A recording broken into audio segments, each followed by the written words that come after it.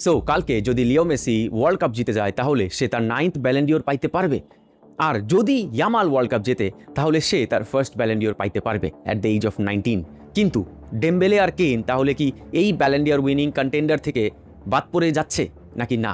দেখেন, Ballon ডিওরের criteria তো আপনারা জানেন যে individual trophies important, achievements important, individual স্ট্যাটসও important, fair play important, decisiveness important, আপনি কতটা ইম্প্যাক্ট রাখতেছেন সেটা ইম্পর্টেন্ট।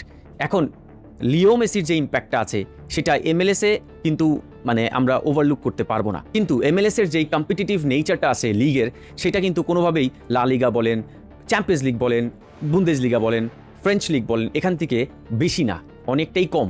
এখন যখন জার্নালিস্টরা ভোট করতে বসে 100 জার্নালিস্ট, তারা কোনোদিনই সবকটা জার্নালিস্টই এই র্যাঙ্কিংগুলো নিয়ে বসে না।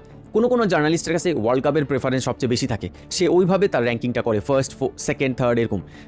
কোনো জার্নালিস্টের কাছে চ্যাম্পিয়ন্স লিগের লেভেলটা বেশি থাকে, তার প্রায়োরিটিটা চ্যাম্পিয়ন্স লিগে বেশি, সে ওইভাবে তার র্যাঙ্কিংটা ডিসাইড করে। সো আসলে এক একটা জার্নালিস্টের কাছে এক একটা প্রায়োরিটি, এক একটা প্রেফারেন্স আছে। ওই হিসাব করলে কিছু কিছু জায়গায় লিও মেসি অনেক আগায় যাবে যদি সে ওয়ার্ল্ড কাপ জিতে, ইভেন লামিন ইয়ামালও আগায় যাবে। এখন তাদের ইন্ডিভিজুয়াল যদি স্ট্যাট দেখেন তাহলে এই ইন্ডিভিজুয়াল স্ট্যাট কিন্তু সবচেয়ে বেশি আছে কেনের। বান্দায় 74 গোল করছে, 74 অ্যাসিস্ট আছে 8টা, 82টা গোল আর অ্যাসিস্ট।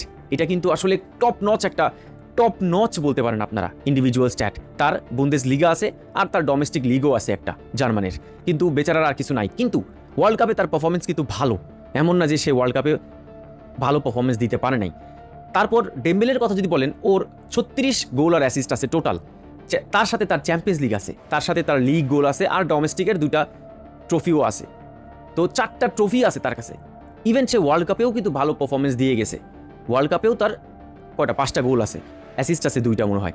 সো সব কিছু মিলায় ডেম্বেলেও ভালো, কিন্তু তার স্ট্যাট যদি এখানে ক্লোজ টু ধরেন যে 50 হইতো, 45 to 50 গোল আর অ্যাসিস্ট হইতো, তাহলে ডেম্বেলে অনেক আগাই যাইতো আসলে। কারণ পয়েন্টস পাচ্ছে সে বেশি, পয়েন্টসের দিক থেকে যদি বলি, ওয়ার্ল্ড কাপের পয়েন্ট থাকে 50, চ্যাম্পিয়ন্স লিগের পয়েন্ট থাকে 40, আর লিগের আর ডোমেস্টিকের লিগের যেই পয়েন্টস আছে সেটা থাকে 20। সো ওই হিসাব করে জার্নালিস্টরা একটা পয়েন্ট দেয়, বুঝলেন? আবার অনেক জার্নালিস্ট দেয়ও না, কারণ ওই যে বললাম এক একজনের এক এক প্রেফারেন্স, তাদের অফিসিয়াল ডাটা, অফিসিয়াল একটাভাবে তাদের র্যাঙ্কিং সেট করা লাগে, তাই তারা ওই পয়েন্টসগুলো দেখে। কিন্তু অনেক কিছুই আছে যেগুলো অফিসিয়ালি আছে, কিন্তু যখন আপনি আমাকে ছেড়ে দিবেন, আপনার উপর ছেড়ে দিব কোনো ব্যাপারটা, তখন আপনি অনেক কিছুই আছে আপনার উপর, আপনি নিজেভাবে হ্যান্ডেল করবেন। তারপর ইয়ামালের যদি অ্যাচিভমেন্টসগুলো আসি, তাহলে ইয়ামাল এই সিজন 45টা গোল আর অ্যাসিস্ট করছে। সে লা লিগাতে ডিসাইসিভ ছিল, সে চ্যাম্পিয়ন্স লিগেও ডিসাইসিভ ছিল, আমরা জানি। থ্রু আউট দ্য সিজন সে অনেক ভালো পারফরমেন্স দিছে, কিন্তু তার কিন্তু ওয়ার্ল্ড কাপের পারফরমেন্স অতটা ভালো না। আপনারা হয়তো বলতে পারেন, আমি লাস্ট একটা ভিডিওতে বলছিলাম যে সে হাফ ডেড, এটা নিয়ে আপনারা অনেক বেশি ট্রিগার্ড হয়েছেন, অনেক ভাবছেন যে আমি খারাপ কিছু বলছি। তো সে এই ওয়ার্ল্ড কাপে তার পারফরমেন্সটা কি ওরকম ডিসাইসিভ আছে যেভাবে লিও মেসি দিছে, যেভাবে কেন দিছে, যেভাবে ডেম্বেলে দিছে, যেভাবে জুড বেলিংহাম দিছে, এমবাপ্পে দিছে, ওলিসে দিছে? এইভাবে কি এই লেভেলে কি ইয়ামাল পৌঁছাইতে পারছে এই ওয়ার্ল্ড কাপে? পারে নাই, মাত্র একটা গোল আছে। তো ইয়ামাল এই দিক থেকে একটু পিছায় যাচ্ছে, কিন্তু ওয়ার্ল্ড কাপ জিতলে ঠিকই সে ওই পয়েন্টটা পায়ে যাবে আসলে, বুঝলেন ব্যাপারটা? আর লিও মেসি, তার 32টা গোল আর অ্যাসিস্ট আছে এমএলএসে, সাথে এমএলএস ট্রফি আছে, আর কিচ্ছু নাই আসলে।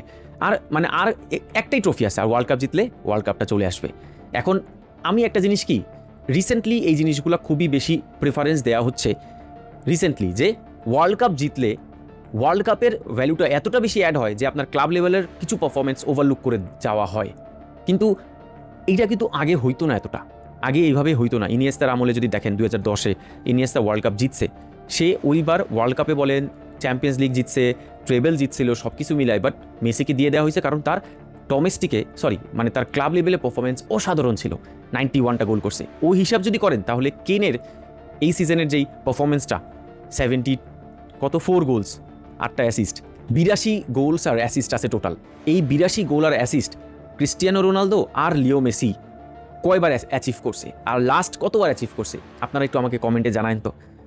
ওই হিসাব করলে Kane is the only Ballon d'Or contender, আর সে ব্যালন ডিওর জিতে গেছে। ওই হিসাব করলে তার কাছে ট্রফিও আছে ভাই, সে ওয়ার্ল্ড কাপেও ভালো পারফরমেন্স দিছে, জেতা না জেতা ফ্যাক্ট না। ওইভাবে কিন্তু মডরিচও ওয়ার্ল্ড কাপ জিতে নেয় 2018 সালে, কিন্তু তাকে দেয়া তো হয়েছে। ওই বছর রোনালদো অনেকটাই ডিজার্ভিং ছিল, কারণ ক্লাব লেভেলে তার performance one of the best না, বেস্টের বেস্ট ছিল।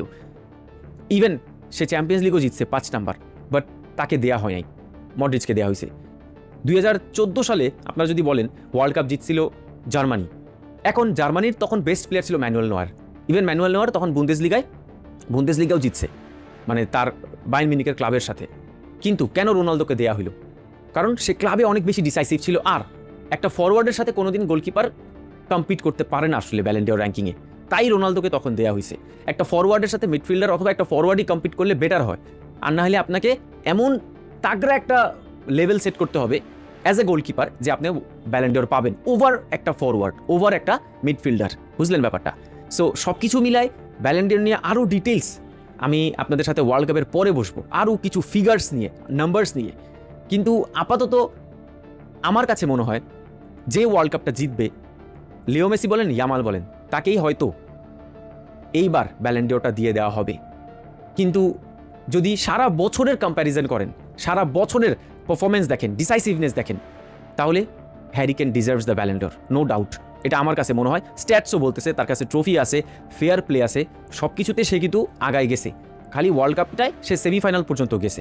ইভেন ওয়ার্ল্ড কাপেও তার ডিসাইসিভনেস আছে, ভালো গেম আছে, ভালো তার ইফেক্ট আছে, ইম্প্যাক্ট আছে। এখন আপনারাই বলেন ব্যালন ডি'অর কে জিতাটা ডিজার্ভ করে?